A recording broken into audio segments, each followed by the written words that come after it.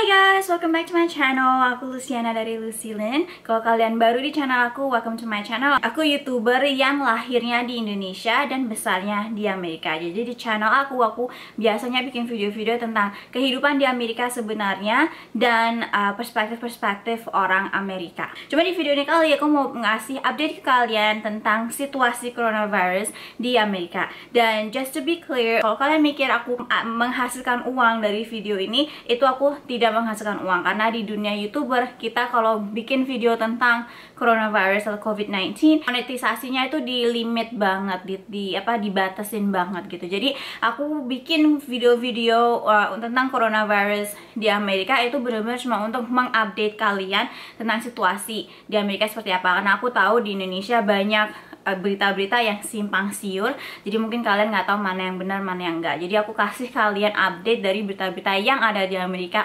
yang dari sumber-sumber berita yang ternama gitu ya. Seperti di judul di video ini, emang di Amerika sudah ada tes yang bisa mendeteksi orang yang ada antibodinya COVID-19. Cuma itu nanti aku akan omongin itu sebentar lagi. Cuma sebelum itu aku mau kasih kalian statistiknya dulu yang paling updated sampai hari ini. Jumlah kasus coronavirus yang ada di Amerika sekarang itu sudah naik jadi 723.000. Kayaknya terakhir minggu lalu atau aku bikin video update corona yang minggu lalu itu masih 500 ribuan gitu ya. Terus jumlah orang yang meninggal karena coronavirus itu sudah lebih dari 37.000 di seluruh Amerika. Dan yang sembuh itu hampir 40 ribuan orang yang sembuh, hampir. Kalau kalian mau tahu kenapa di Amerika itu banyak banget total jumlah kasus coronavirus, itu kalian bisa nonton video aku yang minggu lalu, karena di video yang minggu lalu aku jelasin dengan detail kenapa Amerika kok bisa banyak banget kasus coronavirusnya, oke? Nah, state yang paling banyak kasus coronavirus tentunya masih New York. Kalian juga udah tahu itu, di New York sekarang udah ada lebih dari 222.000 orang yang kena COVID-19, yang meninggal 14 ribuan, yang sembuh 17 ribuan. Oke, selama ini aku ngomongin New York adalah state yang paling banyak kena COVID-19. Cuma yang aku belum pernah kasih tahu kalian itu adalah bahwa state di Amerika yang paling terkontrol kasus COVID-19-nya itu adalah state California. Untuk kalian yang nggak tahu state itu apa, state itu basically kayak provinsi gitu loh guys. Jadi kalau di Indonesia kayak Jawa Barat, Jawa Timur, Jawa Tengah, Sumatera Utara, itu semuanya kalau di Amerika itu namanya state. Kalau di Indonesia namanya provinsi. Nah, state California ini nih yang ada kota-kota besar di dalam California yang kalian mungkin pernah dengar, itu adalah Los Angeles, San Francisco, dan San Diego. Di California seperti aku bilang itu adalah state yang paling pinter mengontrol kasus COVID-19-nya. Sekarang ini di California emang masih ada 27.000 orang yang kena COVID-19, yang meninggal 980-an, yang sembuh 800-an. Emang masih banyak dibanding sama negara-negara di Asia gitu ya. Tapi untuk Amerika, California ini adalah state yang paling pintar mengontrol. Waktu bulan Maret, waktu COVID-19 ini baru masuk ke California, emang itu jumlah kasusnya itu melesat naik di California khususnya ya. Tapi bulan April ini langsung menurun sejak California itu menutup tempat-tempat umum, menutup restoran-restoran segala macam. Itu kasus yang ada di kasus COVID-19 yang ada di California itu naiknya tuh lebih pelan dari waktu bulan Maret, dan tentunya jauh lebih pelan naiknya daripada di beberapa state seperti di New York misalnya. Gimana California itu bisa jadi state yang paling bisa mengontrol kasus pandemik COVID-19 ini? Karena California itu state yang paling gesit di Amerika guys. Karena waktu COVID-19 ini baru masuk California, dan waktu ada orang pertama yang meninggal di California, itu tuh langsung gubernurnya California itu langsung menutup restoran-restoran, bar-bar, tempat-tempat umum tuh langsung ditutup, dan gubernur California itu langsung mengeluarkan perintah bahwa rakyat-rakyat di California mesti langsung stay at home. State California itu adalah state pertama di Amerika yang memerintahkan aturan shelter in place ini. Daerah aku tinggal di daerah San Francisco dan sekitarnya. Itu tuh daerah aku tuh daerah yang pertama kali di seluruh Amerika yang menutup yang menyuruh rakyat-rakyatnya tuh shelter in place, yang menyuruh rakyat-rakyatnya tuh di lockdown di rumah aja gitu. Jadi tentunya di daerah aku sekarang itu tuh kenaikan jumlah yang kena coronavirus itu udah memelan banget. Ada juga kota-kota yang di daerah aku yang sudah tidak ada lagi yang kena COVID-19 guys. So that is one good news. Kedua yang mungkin kalian tunggu-tunggu, video aku yang minggu lalu aku ada bilang bahwa ada perusahaan Amerika yang membuat tes coronavirus yang hasilnya tuh bisa keluar dalam cuma 5 menit. Nama perusahaan itu ya Abbott Laboratory. Minggu ini Abbott Laboratory juga mulai mendistribusi tes baru lagi. Tes yang ini kali itu tuh bisa mendeteksi antibodinya COVID-19. Jadi tes ini tetap masih bisa mendeteksi apa orang ini sekarang ini lagi kena COVID-19, tapi juga mendeteksi apa badan orang ini tuh sudah membuat antibody untuk COVID-19. Dan kalau kalian tahu, antibody itu sangatlah penting dalam pembikinan sebuah vaksin. Selama ini kan belum ada gitu tes yang bisa mendeteksi antibody di seseorang. Bikin vaksin itu emang nggak gampang. Vaksin itu kemarin tuh aku ada nonton berita dari dokter dari Columbia University. Dia itu bilang bikin vaksin itu emang biasanya itu 10-20 tahun baru bisa jadi sebuah vaksin. Tapi emang sekarang ini dalam pandemi COVID-19 ini we don't have that kind of time gitu. Kita nggak punya sebanyak waktu itu gitu. Jadi sekarang ini dokter-dokter, scientist, even perusahaan-perusahaan seperti Abbott Laboratory itu mereka tuh selama ini tuh kerja around the clock, kerja 24/7, kerja pagi, siang, malam untuk mencari-cari antibody untuk vaksin atau mencari-cari meresearch obat apa yang bisa untuk COVID-19. Jadi jangan diremehkan usahanya mereka karena emang itu ini bukan suatu hal yang gampang, apalagi COVID-19 ini adalah virus yang baru banget. So, jadi balik ke alatnya yang Abbott Laboratory ini baru bikin. Ini alat ini juga bisa ngeproses 100-200 tes dalam 1 jam guys. Menurut aku itu jadi sangat efisien gitu, jadi lebih banyak orang yang bisa dites nantinya gitu. Cuma emang ini baru minggu pertama tesnya ini didistribusi ke beberapa bagian di Amerika. Abbott itu punya target distribusi 4 juta tes ini ke seluruh Amerika dalam 2 minggu mendatang. Dan mereka targetnya mendistribusi 20 juta dari tes ini sampai akhir Juni.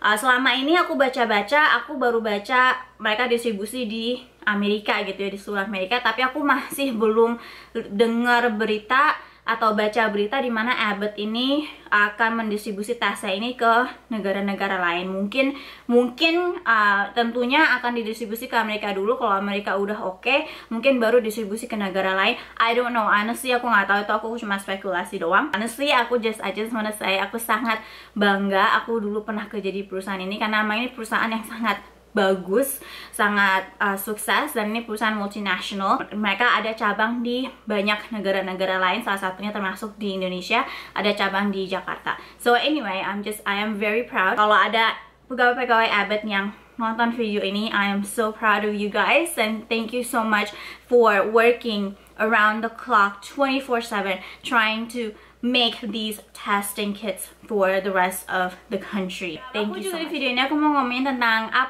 aktivitas apa aja yang selama ini kita yang di Amerika kerjain di rumah, karena selama ini kita semua di lockdown, shelter in place, kita nggak boleh kemana-mana kecuali kalau penting-penting banget, ngambil makanan, ngambil medicine gitu ya. Dan mungkin kalian-kalian yang di Indonesia yang sekarang juga lagi di rumah aja dan nggak ada kerjaan, nggak ada kelas, kalian mungkin ini bisa kasih kalian beberapa ide untuk aktivitas di rumah biar kalian nggak bosen dan nggak depresi. 1, kalau kalian ada tinggal sama keluarga, spend time sama keluarga kalian, ngobrol sama keluarga, main game bareng, masak bareng, belajar apa bareng, nonton bareng gitu ya. Kayak aku sama Juni, aku tinggal sama suami aku di Amerika, dan kita lebih banyak ngobrol, kita lebih banyak melakukan macam-macam bersama-sama, lebih banyak bercanda gitu, lebih banyak nonton bareng juga. Selain spend time sama keluarga, atau untuk kalian yang tinggal sendiri, tidak tinggal sama keluarga kalian, ada beberapa hal yang kalian bisa kerjain juga. Salah satunya adalah belajar sesuatu, belajar masak, belajar bahasa, misalnya belajar bahasa Inggris kalian bisa di-improve mungkin gitu ya. Kalau di Amerika itu orang-orang yang ngambil kelas online, di Amerika ada kelas online yang gratis.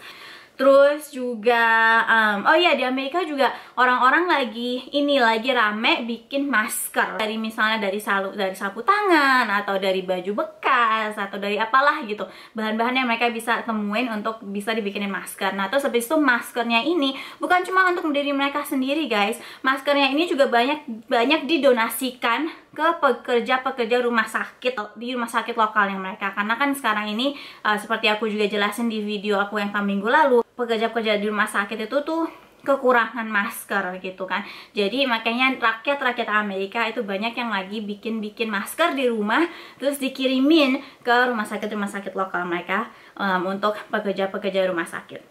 Ya pokoknya ya belajar apa aja yang positif dan yang berguna guys. Oh ya, terus kalau kalian nggak tinggal sama keluarga dan kalian merasa lonely, ada orang-orang di sana juga yang merasa lonely juga gitu. Mungkin teman-teman kalian juga merasa lonely. Jadi kalian bisa reach out ke teman-teman kalian, misalnya hubungin mereka gitu, telepon atau FaceTime atau video call gitu, ngobrol gitu. Jadi biarpun kalian nggak bisa ketemu sama teman-teman kalian secara langsung, kalian tuh masih bisa menghubungi mereka dan masih bisa ngobrol sama mereka.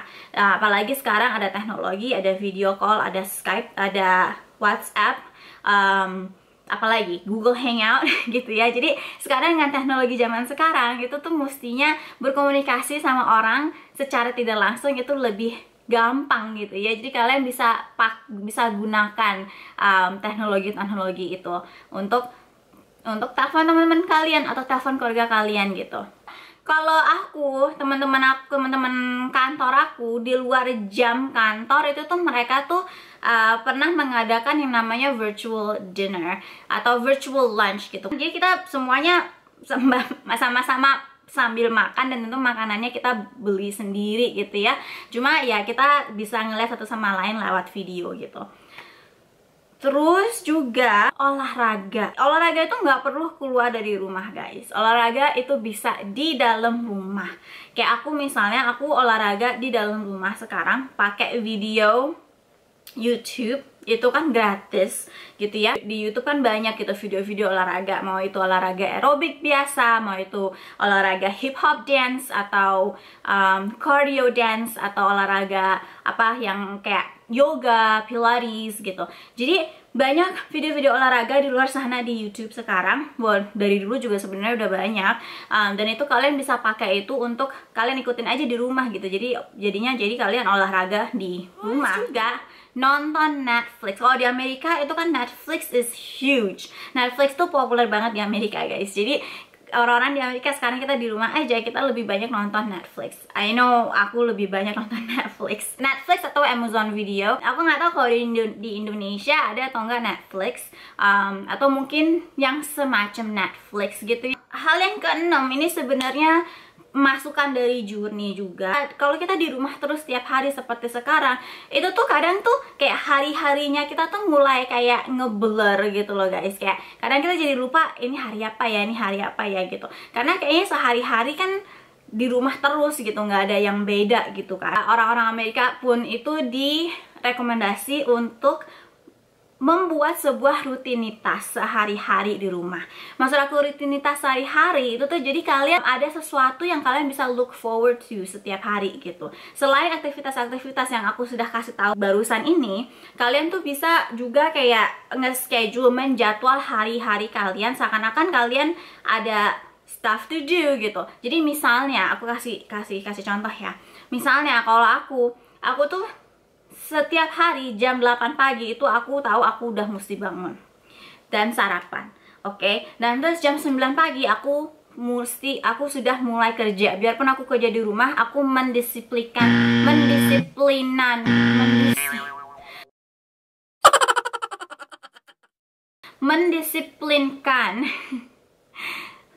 diri aku sendiri untuk mulai buka laptop kerja, mulai kerja jam 9 hari Senin sampai hari Jumat. Nah, terus aku juga mendisiplinkan diri aku untuk makan siang. Jadi setiap hari jam 12 siang aku tutup laptop, makan siang tanpa ngeliat laptop, jadi nggak sambil kerja gitu ya.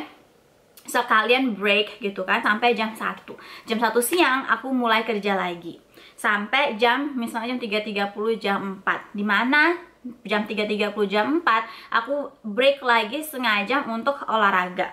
Habis olahraga setengah jam aku balik kerja lagi sampai misalnya jam 5.30 atau jam 6 atau jam 6.30, tergantung aku kerjaannya seberapa banyak gitu ya. Nah, terus biasanya aku sebisanya jam 6 itu aku tutup laptop, selesai kerja. Makan malam, habis makan malam aku mandi terus edit video. Jadi kalau aku itu rutinitas aku sehari-hari selama ada lockdown ini, selama shelter in place ini guys.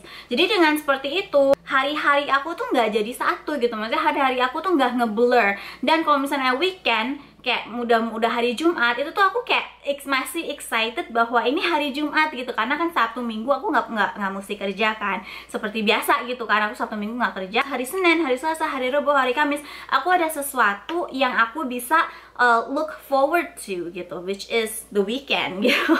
Jadi kalau hari Jumat tuh aku masih kayak iya ini hari Jumat, besok nggak kerja. Pas hari Sabtu aku masih kayak iya hari ini hari Sabtu, aku bisa ngefilm video. Biasa aku ngefilm video untuk kalian itu hari Sabtu, terus aku mulai edit hari Minggu gitu ya.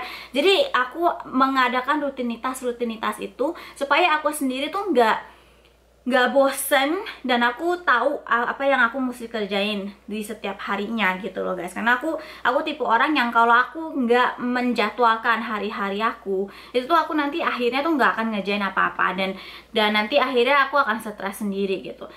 Tentunya nggak semua orang bisa seperti ini, cuma kalau kalian belum pernah mengadakan rutinitas selama kalian di rumah, mungkin kalian bisa coba dan lihat maybe this is something that you might wanna keep doing gitu ya. Mungkin ini sesuatu yang kalian mungkin mau teruskan gitu ya, selama kalian mesti di rumah, selama pandemik ini masih membuat kalian terus di rumah gitu. Oh iya, juga untuk kalian yang kasih masukan bahwa aku ngomongnya kecepatan, thank you so much untuk masukannya. Aku akan coba untuk ngomong lebih pelan.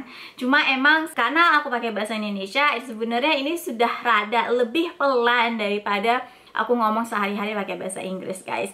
Sebenarnya aku lebih nyaman ngomong pakai bahasa Inggris, cuma karena channel aku emang untuk orang-orang Indonesia di Indonesia, aku selalu bikin video-video aku pakai bahasa Indonesia. Terima kasih sama masukannya. Aku akan coba untuk ngomong lebih pelan lagi. Kalau kalian merasa video aku ini informatif dan educational, kalian bisa check out video-video aku yang lain, karena video-video aku yang lain juga sangat informatif dan sangat educational. Itu yang aku sering dikasih tahu sama subscriber aku. Jadi kalian bisa check out video-video aku yang lain. Kalau kalian suka, kalian bisa subscribe ke channel aku. Oh ya, dan juga share ke orang-orang lain, ke teman-teman kalian, ke keluarga kalian. Thank you guys for watching, and I will see you guys in the next video. Bye guys.